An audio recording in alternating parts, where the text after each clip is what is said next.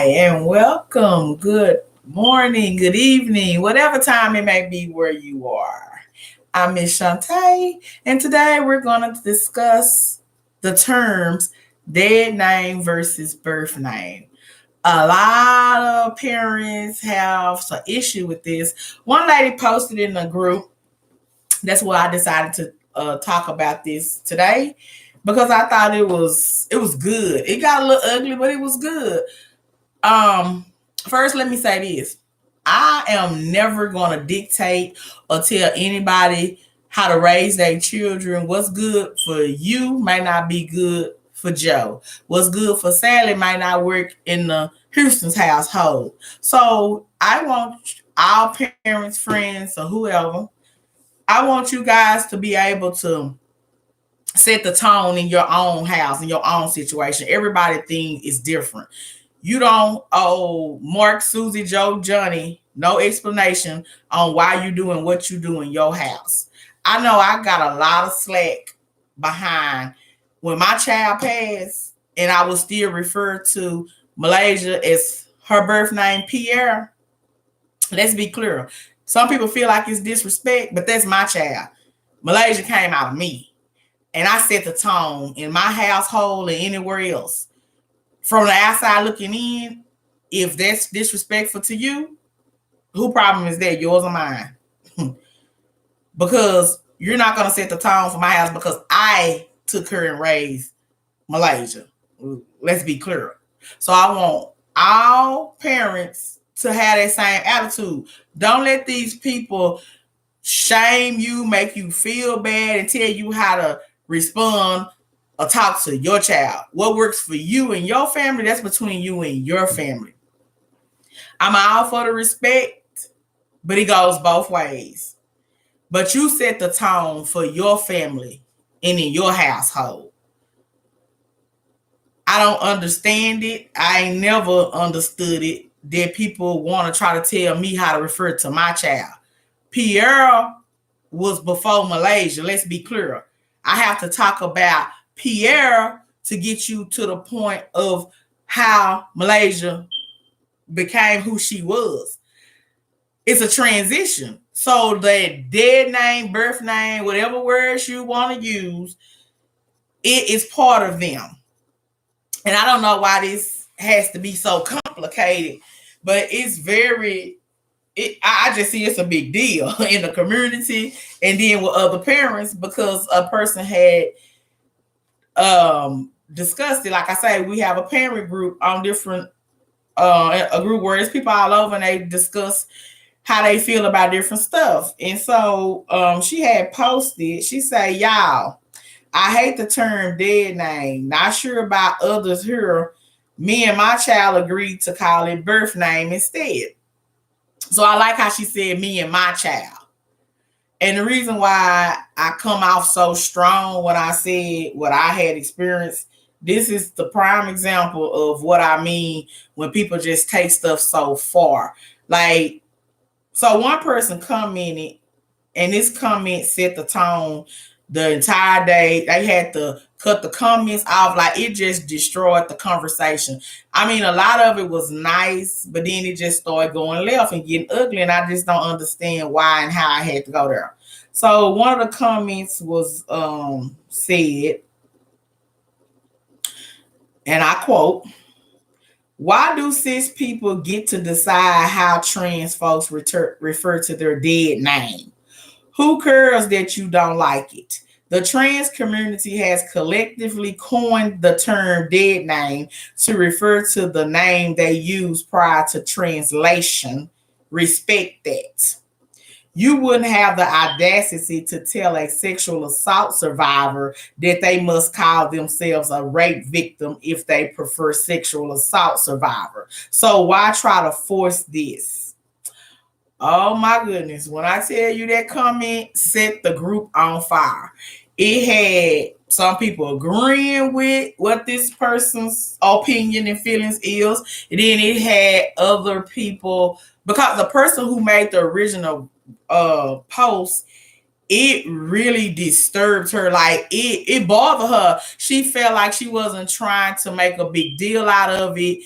it turned into bitterness, hatred, and it made her feel bad that she even made the post in the first place. And it shouldn't be like that. And I just wish everybody had the attitude that I have, because I'm just not gonna let something that bother me that bad. Because like I said, I had a lot of slack and a lot of all type of disrespect on when I referred to Malaysia as Pierre. But like I said, they don't set my tone. They don't tell me what I can and can't call a child that I had, that I birthed. Let's be clear. And so I felt so bad for this parent. I tried to inbox her, encourage her, but I'm telling you, it really affected her, because she was just trying to get other people's opinion on how do they feel about it, because she hated the term dead name, because she was more on when her child was born, she named her child XYZ. Like, say you name your child Raymond Joseph the Third. Raymond might be your great grandfather or your granddad that served in the war, that did good things, and you named your child. Like, a lot of people take joy and pride in the names that they give their children. So as a parent, for you to wake up one day and tell me that you don't want to be Raymond no more and that you want to be Shay, it could be that's a transition within itself. Just like the trans child is transitioning, the parents, then the other family member, they're transitioning as well. And that's where I want to kind of try to take a medium between the transgender individual and their parents or their loved one that they're wanting to support them. It works both ways. It's a learning, and it's a heartfelt, like, it's a lot of emotions on both ends, not just for the trans individual. That's why I want to focus on this, because a lot of people think that just the transgender person is transitioning. No, the whole family is transitioning. It can cause so much. Like, in my situation, I'm gonna speak from my experience. When Malaysia came to me and told me, Mama, I'm gonna start living my life as a woman. Even saying it, I'd be like, I'm dumbfounded. Like, what? What are you talking about? And how the hell you gonna do that? That was my response to Malaysia when she told me that she was gonna live her life as a woman. She told me at the age of 18 that she was gonna do this. So as a kid, I always felt that Malaysia would be gay, the signs. But I would always ask her growing up, hey, are you gay? Are you gay? Da, da, da. And, she would say no. And I know why she would say no, because I used to say some ugly things to Malaysia. Like, I ain't raising no punks. I ain't having no gays, none of that. Yeah, I said some of those things to my child. At that time, I meant that. Can't take it back. Gonna be honest with you. I'm being as real as I can on the transitioning period in our household. So I'm sure that's why Malaysia was kind of afraid to tell me, and she waited till she was 18, because I just really felt like this was something new. It just popped up. Like I say, I always felt that she would be gay, but the trends just caught me all the way off guard. Never would have thought, no, not my child. But I learned after her passing that, she confided in my sister, which is her aunt Kiki, which was her favorite aunt. It's my sister. She had told Malaysia had came out to her and told her that she was wanting to be a woman and stuff. And so when she broke it down to my sister, because my sister was confused too, she was like, like, what do you mean that you want to live your life as a woman or whatever? And so Malaysia had explained it to her, like, so my sister was like, are you attracted to men? And she was like, I'm not attracted to men, but I want them to be attracted to me. That was Malaysia's response. And so my sister was just like, oh, well, my sister a little more open than I am. So, she was very accepting and passionate. And like, I think that was the best person that Malaysia could have shared that with. Because, honey, me epic fail. It just would have been a total disaster, kind of like it was. But my sister didn't never tell me. Like my sister never told me this conversation. She just said she told Malaysia, you need to tell your mom. And she was like, I can't tell her that. You got to tell her. And like I say, Malaysia, she didn't tell me when my sister told her to. It was like I say, once she graduated, that's when I feel like she felt like she was grown and she was comfortable that she was able to tell it to me. And when she told me, like I say, I wasn't comfortable with it at all. I wasn't having it, like whatever, like no. So my point is, it's a lot on both ends. It's like we kind of be selfish, the transgender child and then the parent. It's like we both trying to get our point across. We both want you to understand where I'm coming from, but we also want you to understand where we're coming from. No one's listening to each other, and it causes discord, it causes hurt, it causes anger, it causes hatred, it causes parents to put their kids out. It's just a lot. If you're raised in a religious background, it has you like, is it my faith or do I turn my back on my child? One thing I didn't never understand that a lot of parents do is put their child out. Like, that's your flesh and blood. Even though I wasn't open and wasn't accepting Malaysia's lifestyle, I never threw her out to the wolves. I would tell her how I feel about it. We would get into it about it, but she was always welcome home, or we were, like I said, we would get into it, but I never like disowned or just threw her out to the streets because of her sexuality. Like, no, I ain't like it. We got into it about it, but I never like threw her away to the streets and stuff. So I just want parents to be more open to that part. Like, I know it's a blow. I know it's very hurtful. I know it's hurtful. It makes you feel like, what did you do wrong as a parent? It makes you think what went on in their life that make them want to be like that. Like, it's emotional for both parts. Same thing for the trans person. It makes them feel like, why my parents don't love me, or why my family member don't support me. Why do they hate me so much? Because this is who I want to be, or this is who I am. It just comes with a lot of stuff. And I want to be able to try to stop a lot of the emotions that we go through for the next person to kind of guide you through it, so it won't be as dramatic as maybe ours was or the next person's. Like I say, a lot of people have different experience. I'm just speaking from my experience. And so with the name, when a person call it a dead name, that could be offensive to a parent, because some people have significance meaning behind the name that they chose for you. And so if you're being going by, like in my case with Malaysia, her name was no significance. She was named after her daddy. So it wasn't no big deal about, oh, I named you da da da and this your name. That wasn't the thing. It was just like, I've been calling you and raising you, because I raised a son. I raised Pierre for 18 years. This is who I birthed. This is who I whooped. This is who I loved. This is who I took to the fair, who I bought Christmas gift, guns, cars, race cars. This is someone that was a son to me from birth. When my baby came out of me, congratulations, Miss Houston, you have an 8-pound, 16-ounce boy.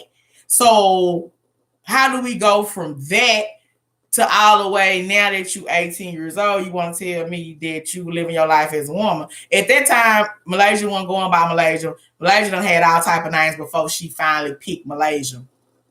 So I can't remember exactly what name she was. I know she went by Big Booty Judy. She had all type of names at one point. But before she just stuck and picked Malaysia, she just told me that she's going to live her life as a woman or whatever. So it was really hard for me to go from he and Pierre to she and Malaysia. That was a problem for me.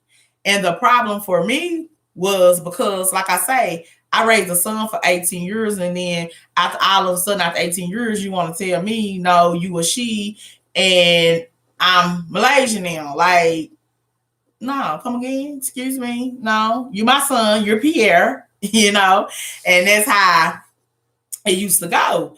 So it wasn't no significant like, oh, I named you after this person. It hurt. I don't like the term dead name because it's like you speak things into existence. And I'm gonna talk about that a little later because Malaysia used to always say, if we would say Pierre, oh, that punk dead. Well, here we are today.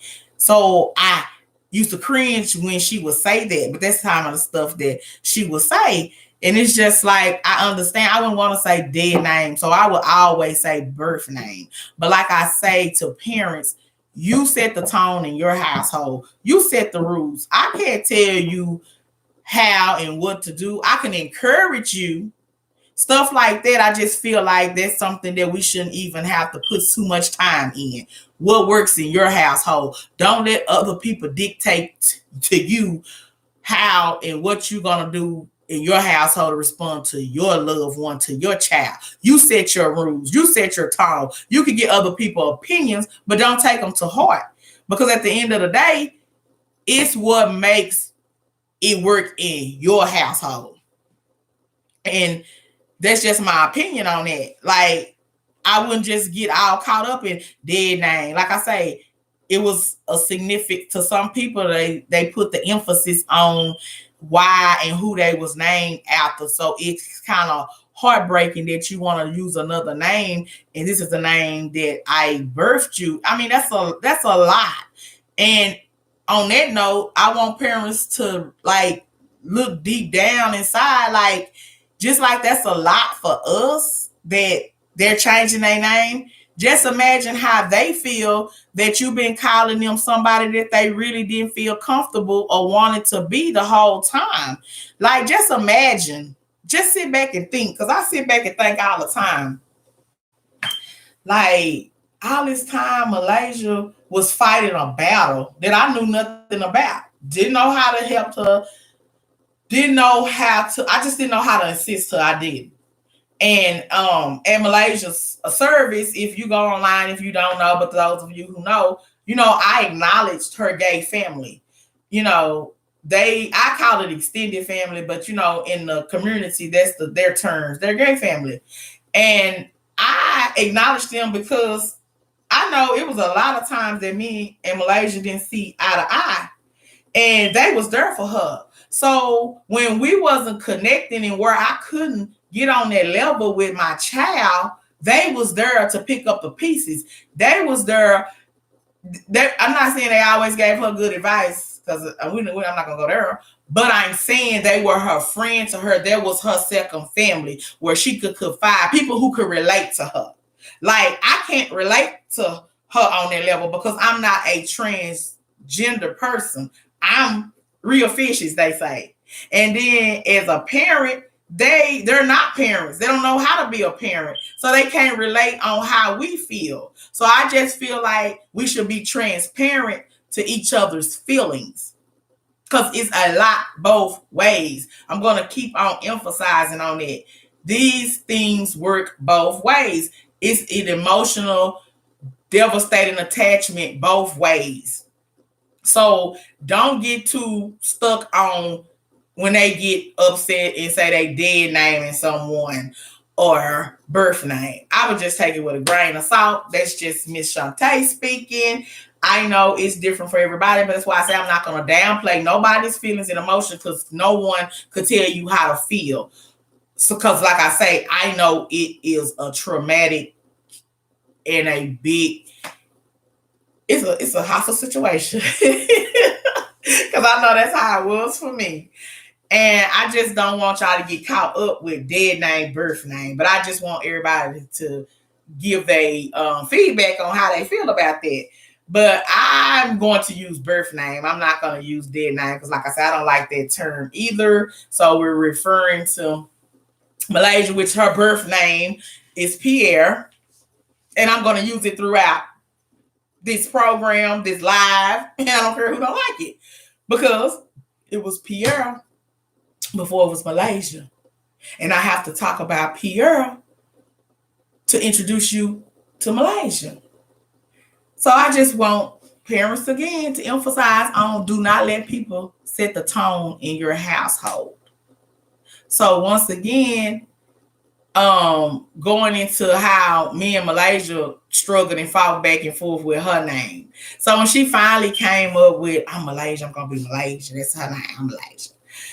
And she picked that name. I don't know if you guys are familiar, but it's a show called Basketball Wives, and it was a character on there named Malaysia, and Malaysia loved it her, and so she's talking, oh yeah, that's what my name gonna be. So she, that's where she came up with Malaysia at off of the lady off of Basketball Wives.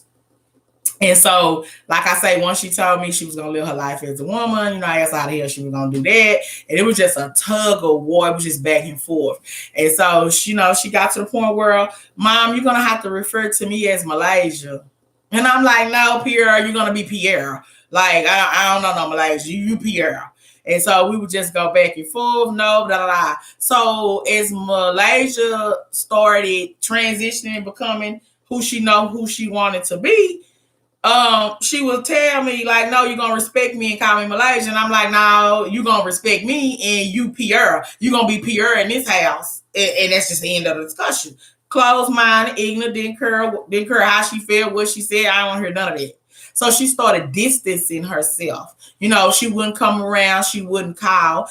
And I'm a mother. Like, I took care of mine, all three of them. So that's my baby. I started missing my child.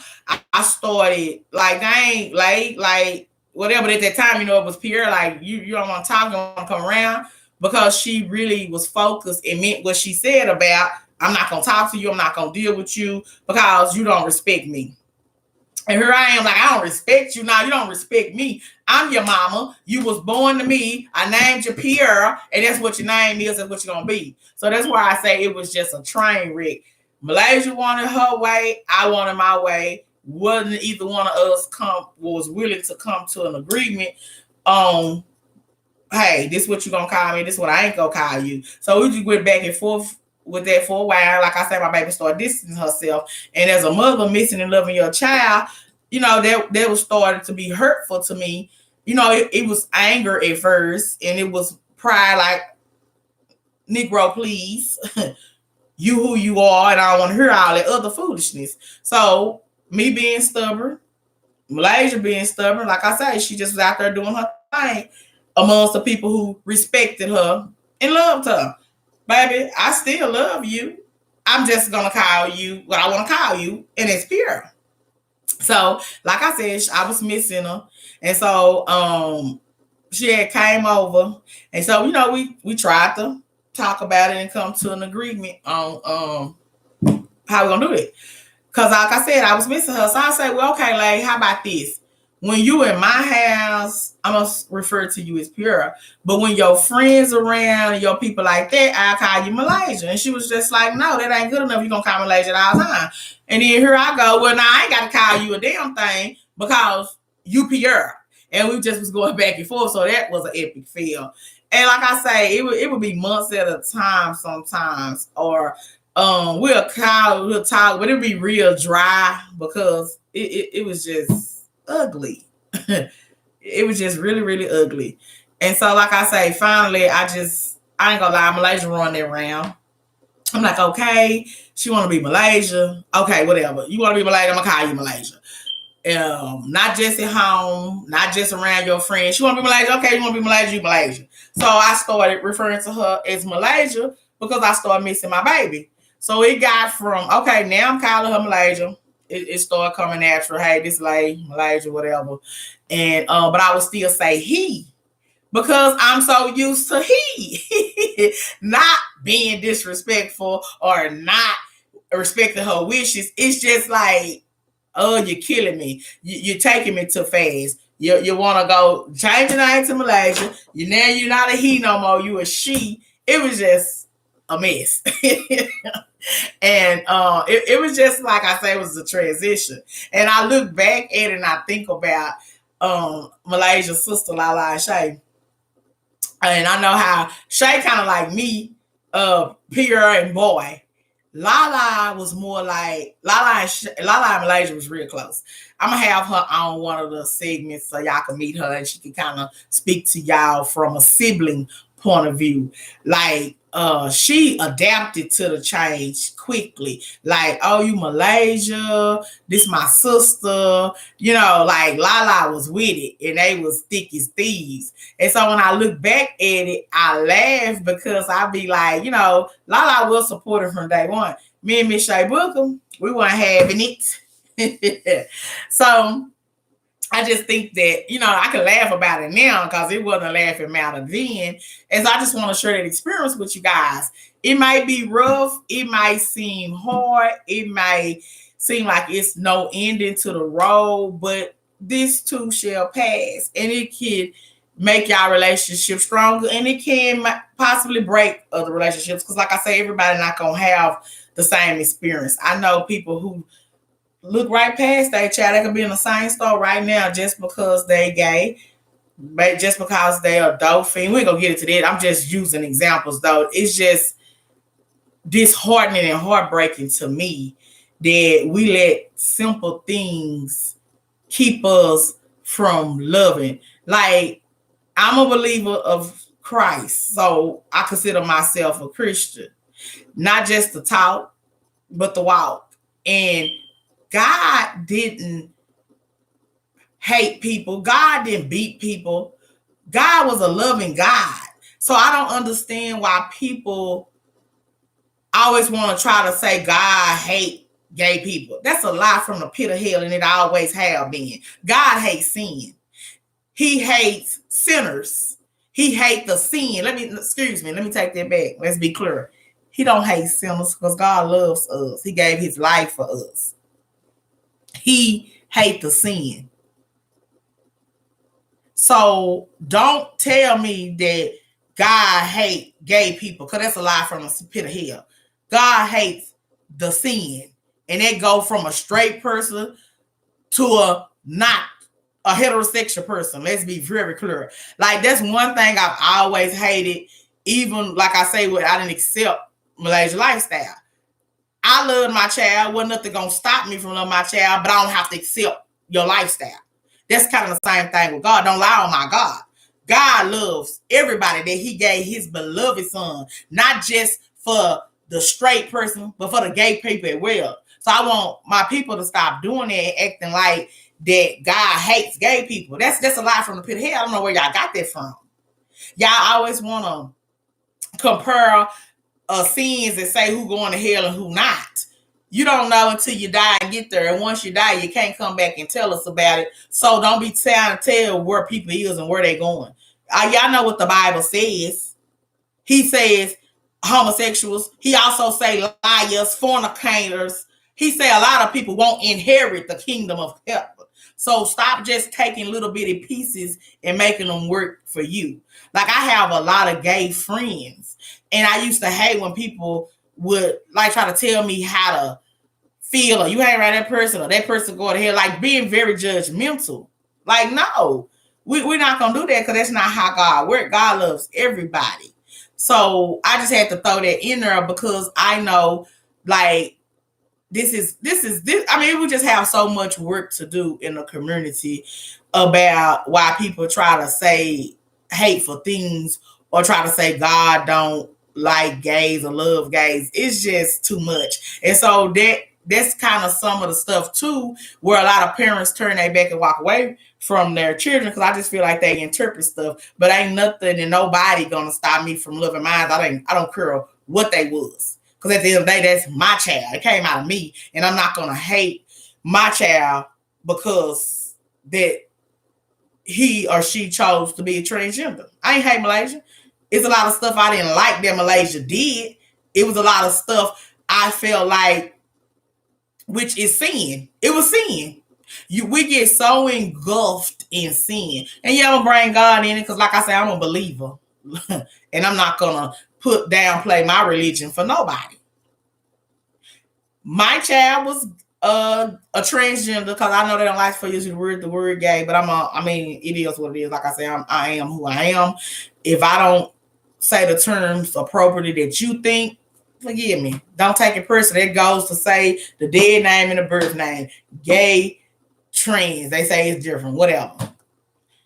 I'm not gonna always be politically or correct on some of the terms. I'm just speaking from my heart. I'm just talking because, like I say, these are MS.SHUNTAE Chronicles. You don't have to agree with them. You can exit now. You can stop watching the video now.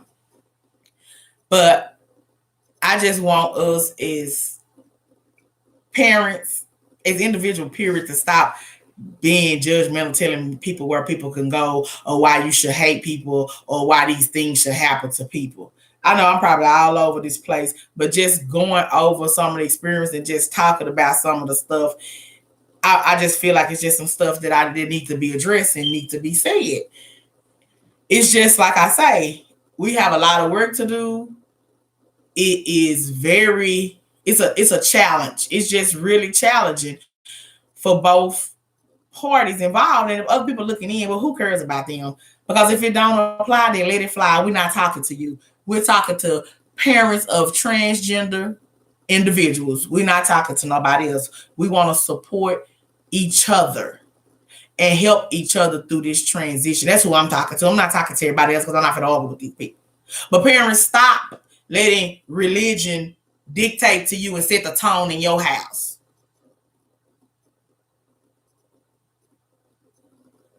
Some people might not have love in their heart. I don't know. But I just don't know how you could put your flesh and blood out on the street and not care what happens to them because of their sexuality. I don't get it. But back to the topic at hand.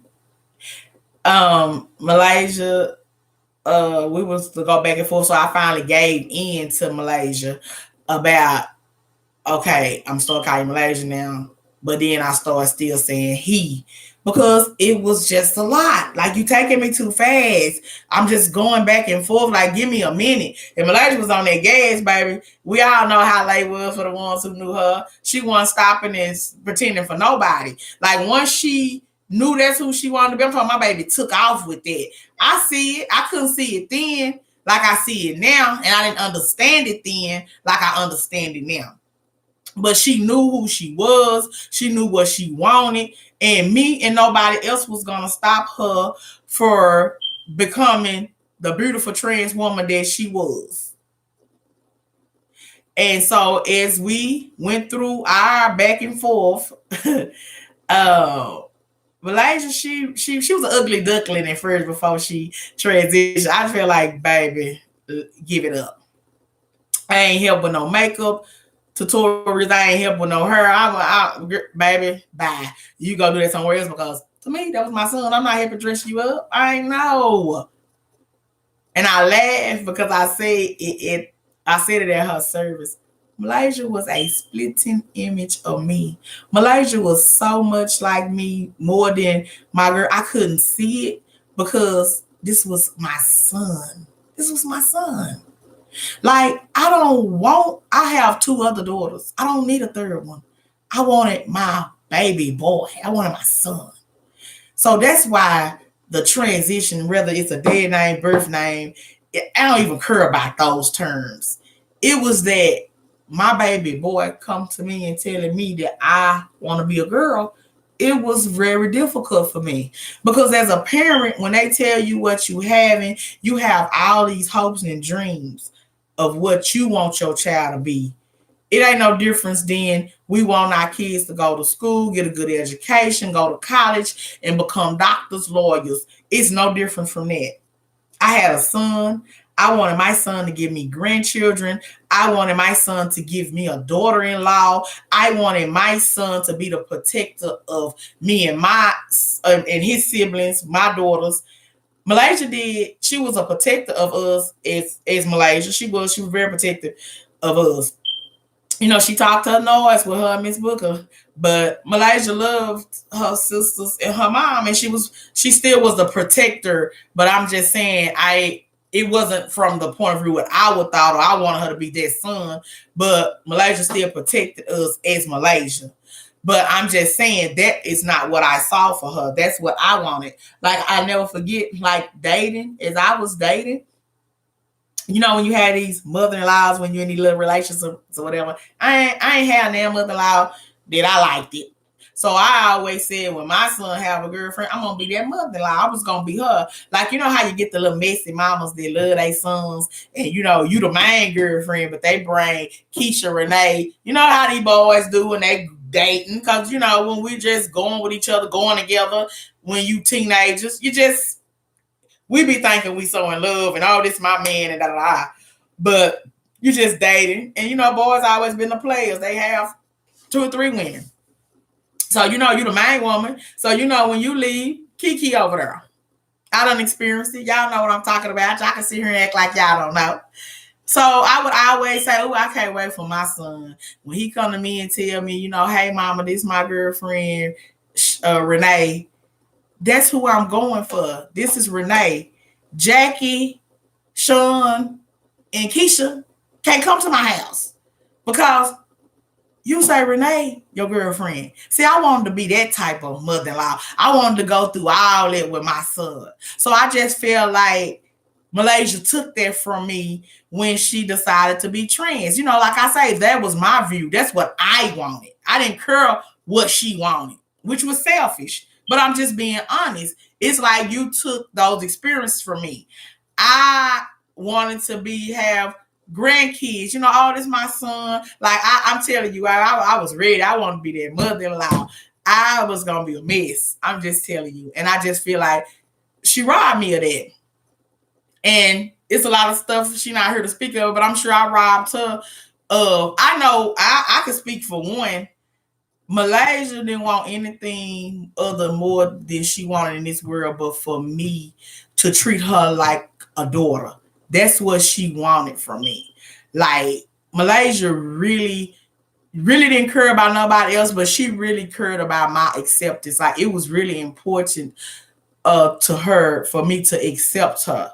And like I said, I wasn't accepting it first. It was later on, but I'm just saying it caused a lot of stuff that we didn't have to go through if I had somebody else here to talk to that probably could have walked me through or helped me. And I really don't think nobody really could have helped me. I feel like my experience was how it was and how it should have been because that's why we're here today.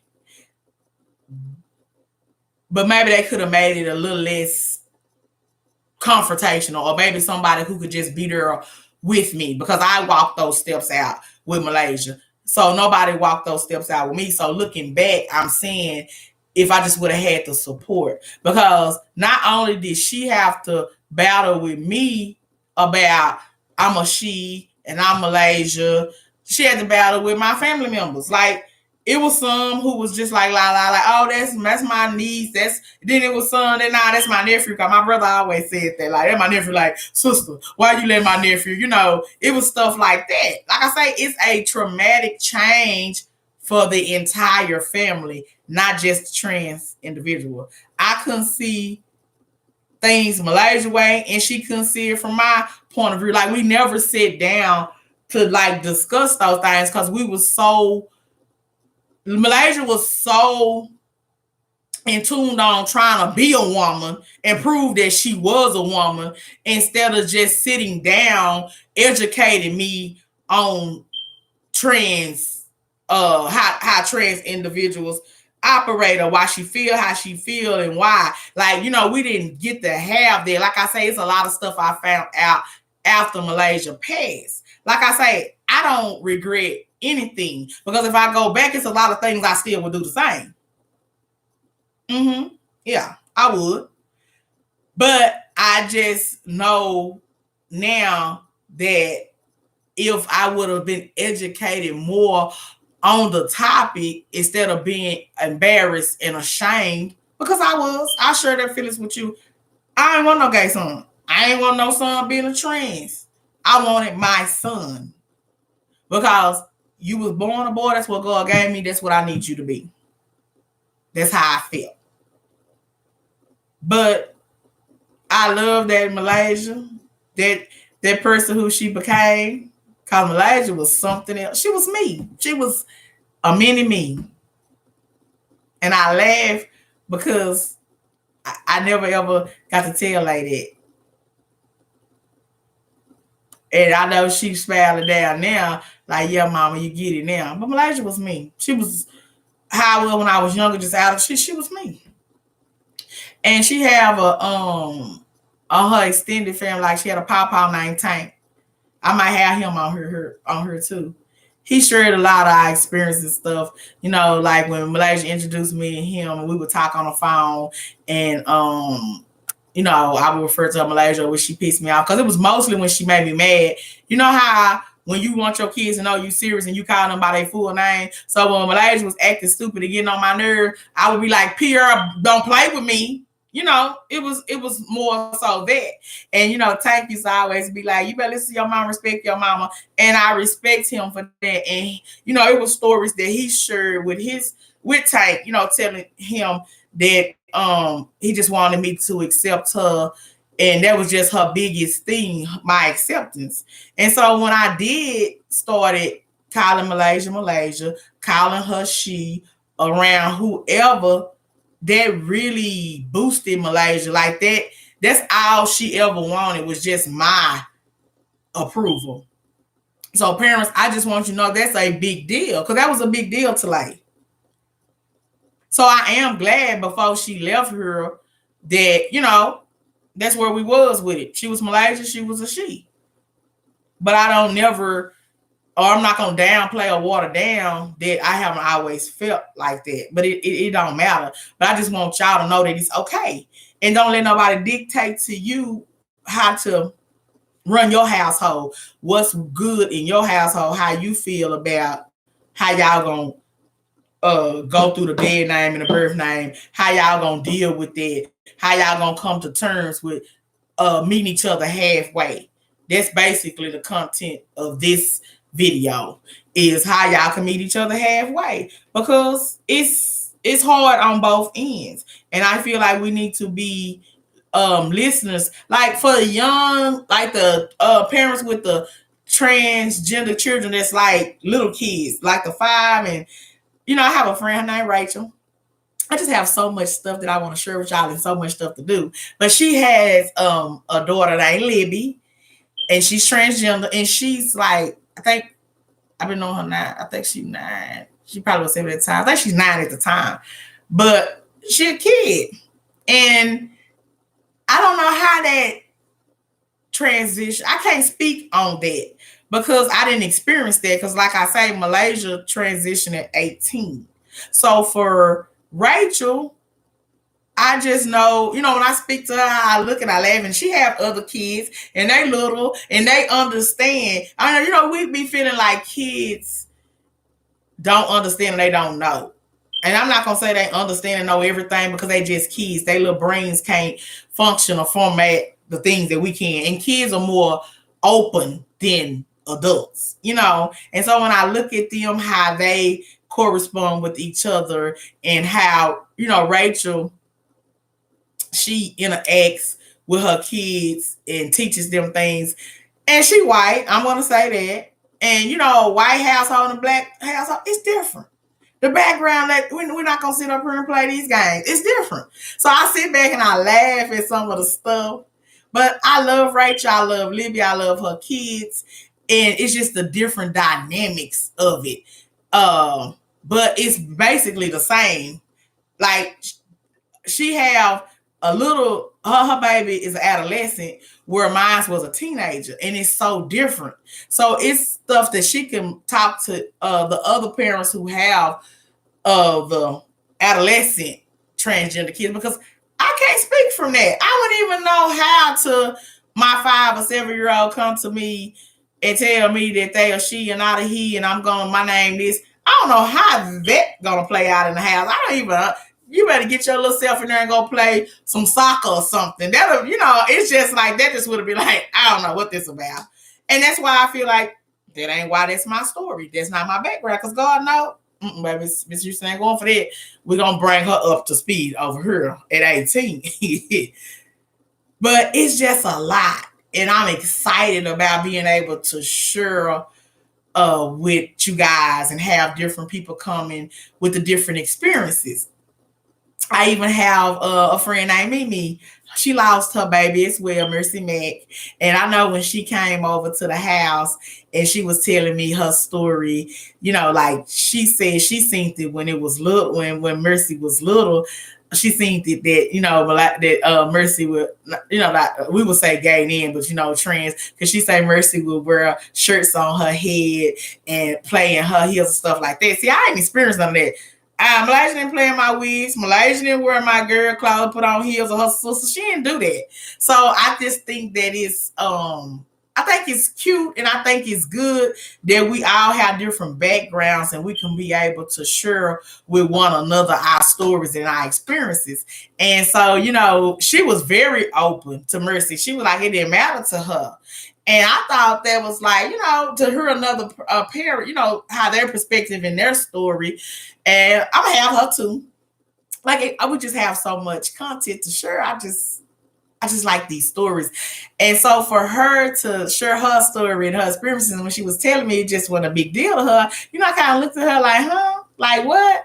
But I thought that was good. But then she was telling me about Mercy Daddy. Like, he was like, nah. But it's more, I laugh because I know it's harder for some men than it is for the women. Men like, that's my son. Like, what you doing? It's so funny because when she was telling me that, I just thought that was just so interesting. I'm like, yeah, I'm with the daddy for 200, Alex. But Mimi was so open to it when she was talking about Mercy. And I can't wait to have her on here with you guys so she can share that. I just love Mimi. Mimi, she funny. She good. I love her.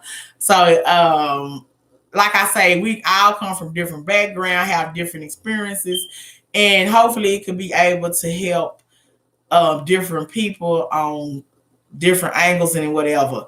But I just want you guys to know to be calm, to be patient, be open, and not so dismissive of how our transgender loved ones feel and how they or what they want. Just be open. I'm not saying give them all their demands because baby God knows I girl get somewhere else down like but just be more open and not so dismissive. And once again, my story ain't your story. You ain't got to do it my way. None of that. I'm just merely here to show support, talk about things that I experienced that may can help you and prevent you from going through some of the hurt, heartache, things that me and Lay went through. So I just thank you guys for listening. Comment, share this live, subscribe to this channel. Send me your questions, comments, or concerns at info@MalaysiaBookerFoundation.org. You can follow the Malaysia Booker Foundation on Facebook. That's the only platform I'm on at this time because it's just me. And I'm just like into all this social media. Like social media took me down when my baby went through what we went through. So I'm just not a big fan. I feel like I can control this because I post my videos. You could comment later, and then I don't have to deal with all the extra. But we do have support groups where it's for parent. It's not just because your child passed, but you could be more. I really prefer in person, but like I say, I didn't know this thing was going to take off and be so open worldwide, but so many people want to hear what I have to say. And I just feel so honored and blessed because I'm not an expert. I'm just a mother that just happened to lose her child due to some bull. And I'm humbled and I'm honored because I just feel like I can't tell y'all nothing. That's just how I feel. But I can share my experiences because it was an experience. And I wouldn't take it back for nothing in the world. But until next time, Y'all take care of each other. And that's my quote, my favorite scripture, and that's on my I use for my program. Be completely humble and gentle, be patient, burn with one another in love. That's First Peter 4:8. So once again, please join us for the next episode as we discuss and explore what it means to love and support our loved ones and each other. Until then, this is Miss Houston and I'm signing off. Love you guys. See you next time.